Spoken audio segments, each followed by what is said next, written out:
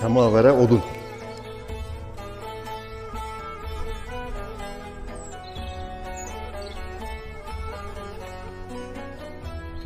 Köz çayımız hazır.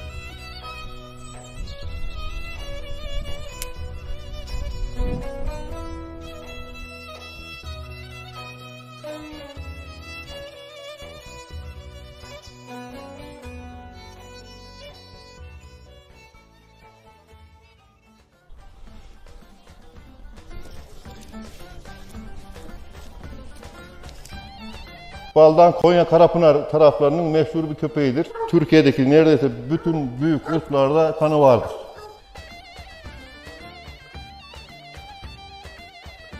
Bunların bir aslı da kör köpeğe dayanır.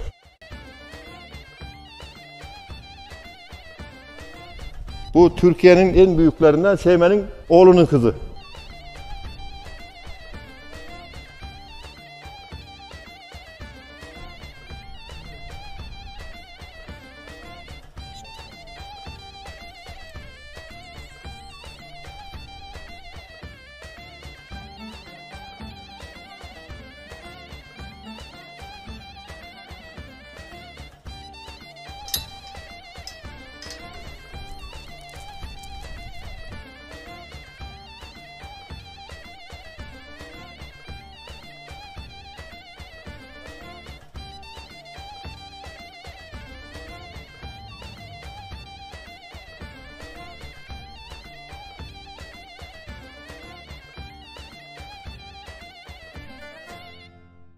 Yeni bir videodan herkese selamlar arkadaşlar. Türkiye'nin farklı noktalarını sizler için gezmeye devam ediyoruz. Bugün neredeyiz? Afyon Sandıklı'dayız.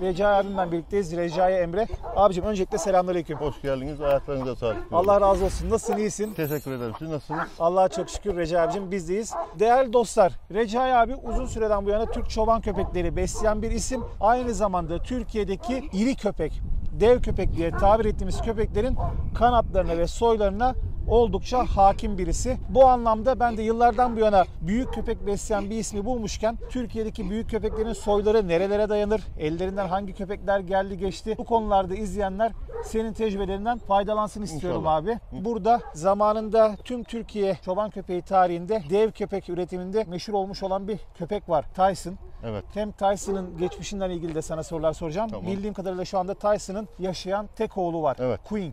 Evet. 12 yaşında. Evet. Yavaş yavaş Queen'in yanına doğru gidelim abi.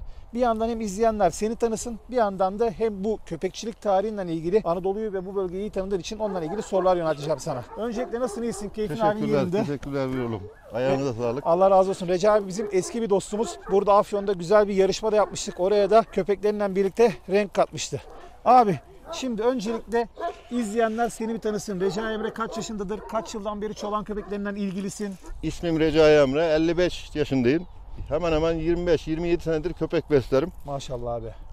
Bu merakım iri ırklara. Bu gördüğünüz Queen, Türkiye'ye nam salmış bir köpeğin torunu. Baldan soyu. Abi bu baldan soyu, lafına müdahale ettim. İzleyenler de bir yandan tanısın. Bu arada Queen 12 yaşında arkadaşlar. Şöyle ben bir dişlerini de göstereyim.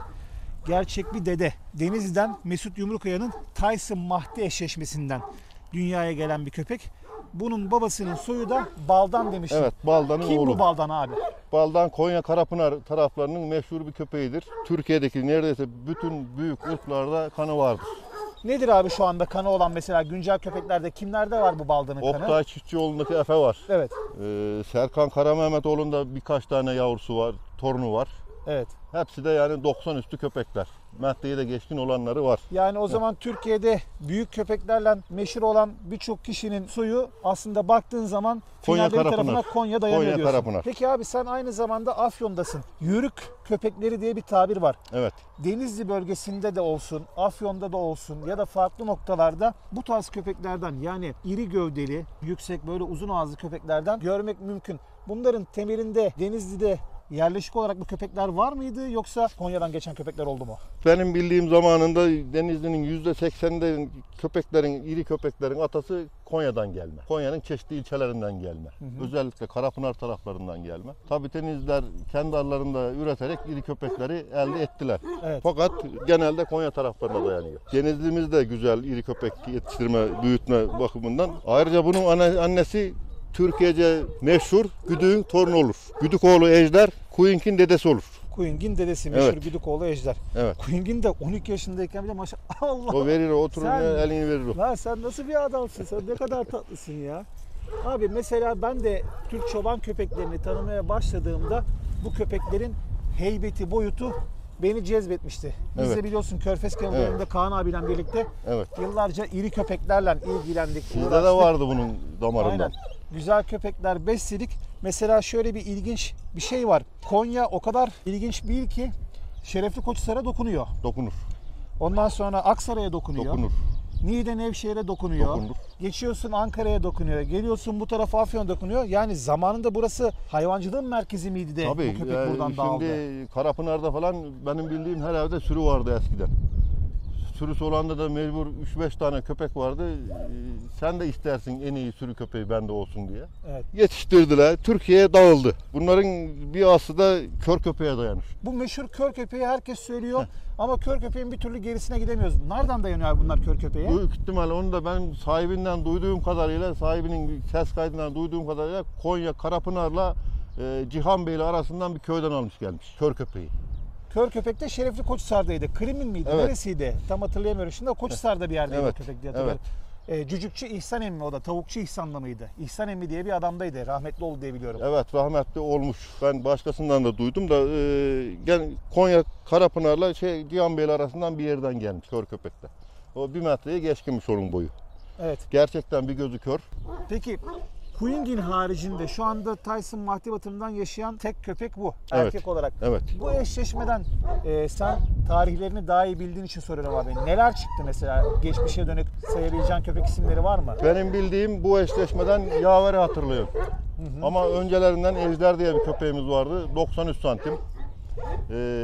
Bursa'da vardı bir tane 98 santim. Şu anda Akif Metin'deki Balyoz'un babası.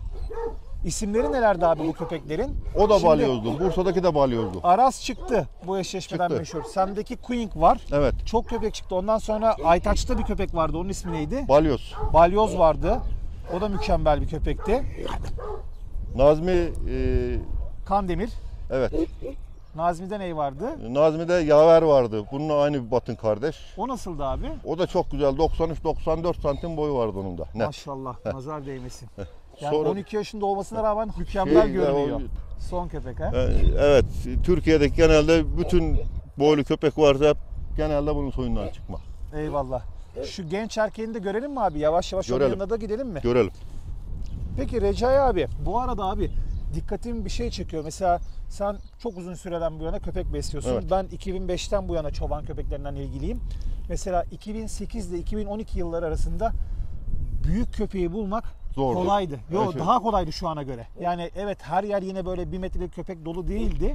Ama daha iri köpekleri kolay bulabiliyorduk. Sanki bunlar her geçen gün azalıyor gibi geliyor bana. Şimdi birbirine kıra büyük köpeği daha büyük olsun diye kendi soyundan dişilerle erkeklerle çiftleştire bitti. Bir de arkalar da bozulmaya başladı. Tabii bozulmaya başladı. Bunlarda da bir şey var. Bunlardan bozuk yavru çıkmıyor. Çıkmıyor, evet. Çıkmıyor. Bunlar çok sağlam. Kesinlikle bozuk yavru çıkmıyor. Harikalar. Gel oğlum bakalım, gel. Bunun adı ne abi? Bunun adı Ejder. Ejder kaç yaşında peki Recai abi? Ejder şu anda 4 yaşında. Lan deli gel. Köpeklerin de hiçbirisi... Korkma oğlum, dur. Kedi de gerçek bir fare avcısı tipinden belli. Evet. Kediye bir şey demiyorlar abi. Hayır kesinlikle yapmazlar. Ejder kimin kanatından peki? Ejder Gene baldan. Queen'ki oğlu. Hı hı. Annesi de Reşo'nun kızıdır. Bir taraftan Reşo girdin, bir Evet. taraftan yine Queen'den Evet, devam ettin. Devam ediyoruz. Maşallah çok sportif bir köpek. Evet, çok atletik. Çok yakışıklı görünüyor. Evet. Bunu soyu için besliyoruz. Ejder, bunda var mı biraz adamcılık abi? Biraz var. Bir tık var ha. Bir tık var. Fazla değil. Bir de ben şunu merak ediyorum Recai abi, senin görüşün nedir?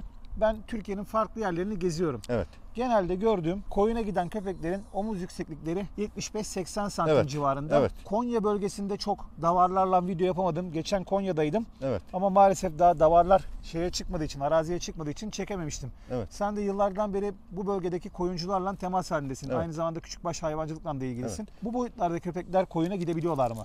Büyük boy köpekler de gider. Çalı dediğimiz basık ağaçlar sık olduğu yerlerde genelde küçük köpekleri 80-75 civarında köpekleri tercih ediyorlar.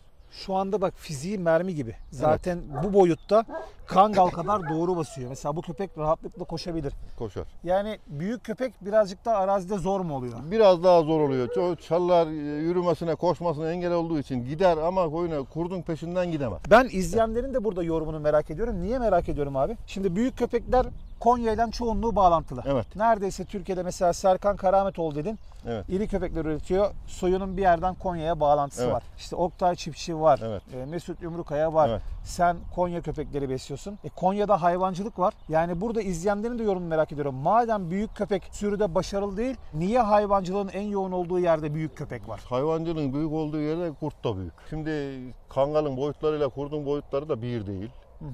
Baş edebilmesi için Konya genelde bozkır. Çalı dediğimiz Akdeniz bölgesinde, Ege bölgesinde olan çalı dediğimiz ufak ağaçlar Konya'da pek yok. Bozkır o olduğu için orada büyük köpek genelde sürülerde iş görür. Anladım. Yani araziye uygunsa büyük köpek de çalışabiliyor. Tabii. İlginç. Mesela ben görüyorum genelde çobanlardaki köpekler çok büyük değil. O zaman bizim şunu yapmamız gerekiyor. Kanal olarak üzerimize düşen vazife ne? O Konya ovalarındaki davarları gidip çekmemiz gerekiyor. Allah nasip ederse. Evet, inşallah. Orada nasıl köpekler çalışıyor bir gidip görmek Tabii. lazım. Şu yavruların da var abi içeride maşallah. Gel Ejder. Lan sen ne güzelsin. Gel. Gel hadi gel. Gel seni bir sevelim gel. Gel. Şöyle bir koşturayım mı abi onu? Bir koşuşunu izleyenler Sen görsün. bilirsin. Gel. Gel oğlum. Hadi gel bakalım.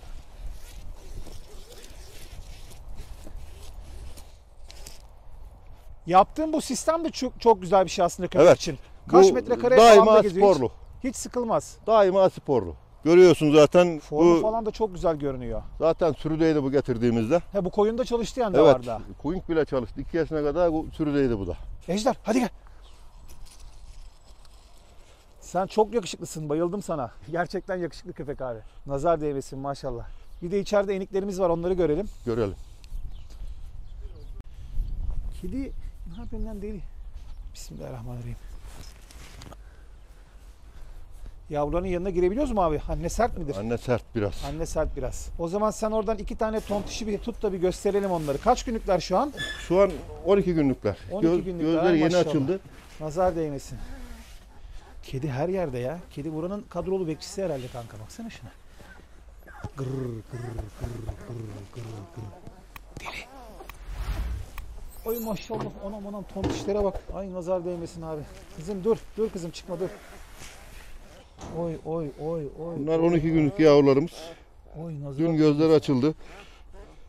Sıpalara bak. Maşallah abi. 12 günlük yavrudan 12 bile günlük. 50 ayaklı olacakları her halinden Şu belli. dişimiz, şu erkeğimiz. Yavru elinden geldiği zaman fazlalarını veriyorsun değil mi abi? Tabii.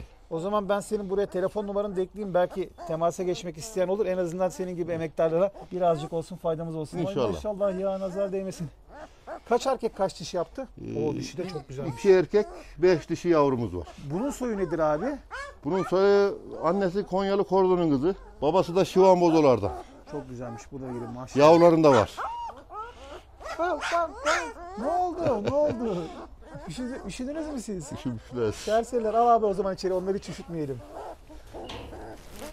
Peki dişi köpeğin sütünün bol olması için günlük birazcık gezmesi, dolaşması gerekir diyorlar abi. Hiç dişiyi serbest bırakıyor musun? Dişiyi Gün günde içerisinde- 1 saat serbest bırakıyorum. Faydası oluyor mu sütlenmesine? Tabii genelde süt ineklerinde de böyledir. Günde en az 60-70 adım yürütülür inekler, süt sığırları. Burada günde 1 saat ama gıdasına dikkat etmek lazım. Çok iyi şu anda yani o yavruya baktığı halde yastık gibi dişi maşallah. Çıkarayım onu da dışarıya. Olur sen bilirsin onu da bir görelim dışarıda abi. Çıkart. Görüyorsun hemen girdi yavruların yanına. Aynen. Anaç bir dişi ya.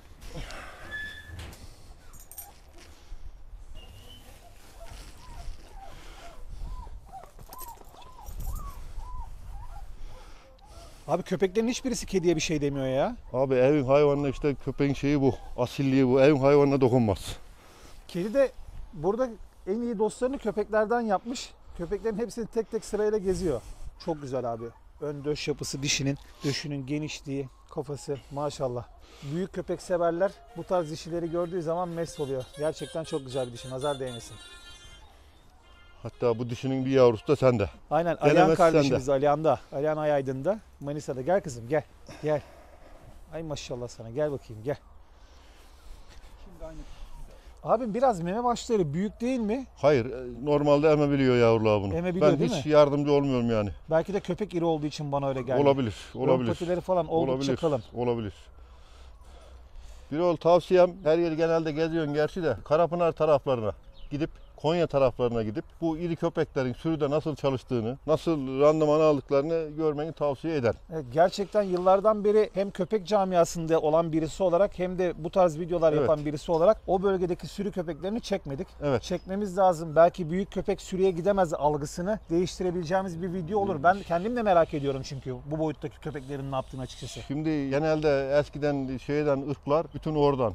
Bu uslu, robot, baldan, çolak bunlar hep Karapınar'dan çıktı. Eski Konya fanatiği gibi. Sen memleket Konya mı abi? Hayır değil, Afyon sandıklı. Doğru neyse onu söylüyorum diyorsun ha. İlginç. Tabii iyi mal neredeyse gidip bulmak lazım. Aynen ben de mutlaka ve mutlaka söz Konya bölgesindeki o sürüleri ve sürü köpeklerini gidip dolaşıp gezeceğim Ama abi. bunu şey edip de Denizli taraflarında, Ege taraflarında şey etmeyelim. Oralarda da güzel köpekler var. Anladım. Yani sırf Konya'ya bağlı mı bu işin? Hayır Burada hayır da var. sırf Konya bağlı. Ama Mesela güzel buluşmalar olmuş işte. olmuş, Denizli ile çok Konya güzel buluşmuş. buluşmalar olmuş. Genelde Konya taraflarının köpekleriyle kırılan köpekler Denizli taraflarına da iri. Evet. Ankara taraflarında da iri köpekler mesela. Abi kedi efsane. Müthiş bir dostluk kurmuş tüm köpeklerle. Yani videonun maskotu oldu. Bunun adı ne abi bu kedinin? Koyamadık ona. Baksana adam bence buranın liderliğini ele almış. Almış. Kesinlikle lider. Almış. Arkada da çok sevdiğim bir dişi var benim. Bir de onu da gösterelim izleyenlere. Şuradan çıkalım yavaş yavaş.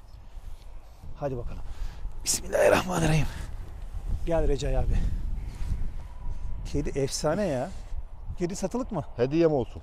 Allah razı olsun abi. O yerine yakışır. Burada çok mutlu. Allah razı Espri olsun. yapıyorum. İşte benim mesela kendi sevdiğim köpek tarzlarından birisi de bu dişi. Yani iri köpek üretmek istesem, damızlık bir köpek tutmak istesem bu tipte dişilerle ilgilenirim.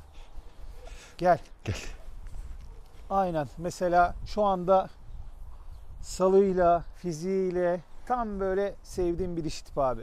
Çok güzel. Bunun adı nedir? Bunun biraz soyundan bilgi verebilir misin? Bunun adı Dila. Bu Denizli menşeli bir köpek. Gene yarım tarafı Konya Karapınar'a dayanıyor. Yani o az önce bahsetmişsin ya Denizli'de de güzel köpekler var. Evet, Konya'da da evet. ikisinin buluşmasından bu mu çıkmış ortaya? Evet bu çıkmış. Gel kızım şöyle bir yan dön de seni bir görelim. Gel. Dila gel. Bu Türkiye'nin en büyüklerinden Seymen'in oğlunun kızı. Seymen'in torunu yani. Torunu. Aşkar'ın Seymen kızı de bu. bu arada arkadaşlar çok büyük bir köpekti. Arka ayaklarında bir sorun vardı. Araba çarptı diyen de vardı. Genetik bozukluk vardı diyen vardı. Çin'e satıldı köpek. Peki arkası nasıl çalışıyor abi? Bozuk köpek atıyor mu? Bunlar genelde büyük ırk yavru verdikleri için bunların yavrularını zayıf büyütmek lazım. Fakat olabildiğince dikkatli, randımanlı beslemek lazım 2 yaşına kadar. Bu sadece şeyde değil, normal sakat yavru vermeyen ırklarda da olur. Çok önemli bir konuya değindin. Yavruyu aşırı kilolu büyütmek büyük köpeklerde sorun yaratabiliyor. Sorun yaratır. Küçük yerde büyütmek sorun Evet, yaratabiliyor. evet. Toprağa basmazsa Tabii, sorun yaşayabiliyor. Tabii. Çok güzel bir dişiymiş maşallah. Onu bir elimize alıp bir tık dolaştırma şansımız var mı? Recai abi? Şu Dolaştıralım. erkeklerin falan bir yanına götürelim de bir kendini biraz sergilesin hayvan maşallah. Nazar değmesin. Ben böyle uzun gövdeli dişileri seviyorum değerli dostlar. Yani sallı olduğu zaman köpek sallı, arka baldırları güçlü. Çok seviyorum yani böyle kısa köpekleri sevmiyorum gövde olarak. Dişin üzerine atlayacak gibi gidiyor. Bu dişi bir şey diyor mu kediye abi? Bir kediye Yapmaz, bu da yaklaştırsana. yapmaz. Sana zahmet. Yapmaz. Bakalım ne yapacak kediye. Gel. Çok güzel ya. Dişiye bayıldım. Nazar değmesin. İşte bak benim de sevdiğim meme ucu bu abi. Kalem gibi memelere. Evet. Çok güzel. Diğer dişiye göre daha güzel bir meme yapısı var bu köpeğin. Sütü nasıldır bilmiyorum ama Çok iyi. değil mi? Çok iyi. Bu Sanırım da dişi gebe. Maşallah. anneliği de çok iyi. Bir ol bence dişinin boyu önemli değil. Dişinin sütü yarasın yavrusuna. Değil mi? Tabii. Evet, yıllardan beri büyük köpek üreten bir adam olarak abi önemli bir konuya değindim. Peki Evet. büyük köpekler büyük dişilerden mi çıkıyor? Dişinin boyu önemli değil. Bunun babası mesela 1 metreyi geçkin. Bu dişi 82-83 santim civarında, 95 civarında yavruları var bunun. Maşallah, nazar değmesin. Yüzü çok güzel. Ben yüz simasına bayıldım. Evet, kangal tiplidir bu. Çok güzel bir yüz siması var abi. Annesinin babası Denizli'ydi bunun. Denizli köpeği. O zaman şöyle diyebilir miyiz? Genelde yüksek köpekler Denizli, Konya bu noktalarla bağlantısı bir şekilde Evet, var. evet. Çıkıyor maşallah. Çıkıyor. Müthiş bir dişi. Nazar değmesin abi. Onu da al sen yerine. Alır. Bağlayalım, bir tık adamcı herhalde bakışlarından Var. belli. Şu arkaya doğru bir gidelim abi. Sana zahmet. Zaten erkeğin yanına geldiğinde dişinin boyutu daha iyi algılanıyor. Neredeyse erkekten aynı yükseklikteler. Yakınlar yani, birkaç santim var aralarında. Abi hayvan gebe. Onu da daha fazla rahatsız etmeyelim. Alalım onu da yerine. Recai abicim.